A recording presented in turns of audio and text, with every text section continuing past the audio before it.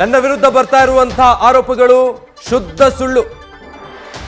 ಪಾಕಿಸ್ತಾನ ಜಿಂದಾಬಾದ್ ಅಂತ ಹೇಳಿದ್ದು ನಾನು ಕೇಳೇ ಇಲ್ಲ. ಬಿಜೆಪಿ ಆರೋಪದ ವಿರುದ್ಧ ಶಫೀನ್ ನಾಸಿಪುಡಿ ಈ ರೀತಿಯಾಗಿ ಪ್ರತಿಕ್ರಿಯಿಸಿರೋದು. ಇದೇ ವ್ಯಕ್ತಿ ಮೇಲೆ ಆರೋಪ ಇರೋದು. ಶಫೀನ್ ನಾಸಿಪುಡಿ ವಿರುದ್ಧ ಬಿಜೆಪಿ ಕಾರ್ಯಕರ್ತರೇನು ಆರೋಪ ಮಾಡ್ತಾ ಇದ್ದಾರೆ, ಇದೇ ವ್ಯಕ್ತಿ ಪಾಕಿಸ್ತಾನ ಜಿಂದಾಬಾದ್ ಅಂತ ಕೂಗಿದ್ದು ಅಂತ. ಶುದ್ಧ ಸುಳ್ಳು ಅಂತ ಹೇಳ್ತಾರೆ ಆ ವ್ಯಕ್ತಿ. ವಿಧಾನಸೌಧದಲ್ಲಿ ನಾನಿದ್ದದ್ದು ನಿಜ, ಆದರೆ ಆ ರೀತಿ ಜೈಕಾರ ಕೂಗಿಲ್ಲ. ಎಲ್ಲರೂ ಜೈಕಾರ ಹಾಕಿದ್ರು, ಅವ್ರ ಜೊತೆ ನಾನು ಜೈಕಾರ ಹಾಕಿದೆ ಅಷ್ಟೇ ಅಂತ. ನಿನ್ನೆ ನಾಸಿರ್ ಸರ್ ಅವರ ರಾಜ್ಯಸಭಾ ಎಲೆಕ್ಷನ್ ವೇಳೆಯಲ್ಲಿ ನಾನು ಕೂಡ ವಿಧಾನಸೌಧದಲ್ಲಿ ಇದ್ದೆ.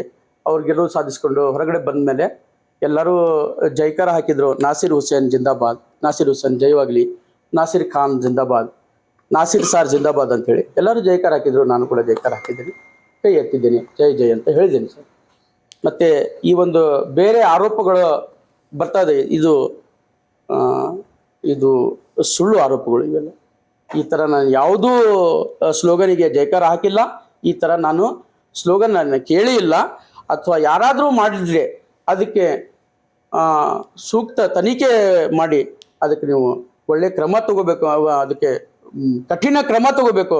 ನಾವು ಕೂಡ ಅದಕ್ಕೆ ಆ ಕ್ರಮಕ್ಕೆ ನಾವು ಕೂಡ ನಿಮ್ಮ ಜೊತೆ ಇದ್ದೇವೆ ಅಂತ ನಾನು ಹೇಳಲು ಬಯಸ್ತೇನೆ. ಈ ಮಾಜಿ ಶಾಸಕರು ನಿಮ್ಮಲ್ಲಿ ದೂರುಪಡಿಸಿದ್ದಾರೆ ಇವತ್ತು ಸ್ಟೇಷನ್ಗೆ. ಹಾಂ, ಮಾಜಿ ಶಾಸಕರು ಕೊಟ್ಟಾಗ ನಮ್ದು ಯಾವುದೂ ಥರದ್ದು ಇದು ಇಲ್ಲ. ನಾನು ಕೂಡ ಇರ್ಪಾಕ್ಷಣ್ಣ ಬಳ್ಳಾರಿ ಅವ್ರ ಜೊತೆಗೆ 2018ರ ಎಲೆಕ್ಷನ್ ಟೈಮ್ನಲ್ಲಿ ಅವ್ರ ಜೊತೆನೇ ಇದ್ದೆ. ನ್ಯೂಸ್ ಫಸ್ಟ್ ನಿರ್ಭೀತಿಯಿಂದ ನಿಮ್ಮ ಪರವಾಗಿ.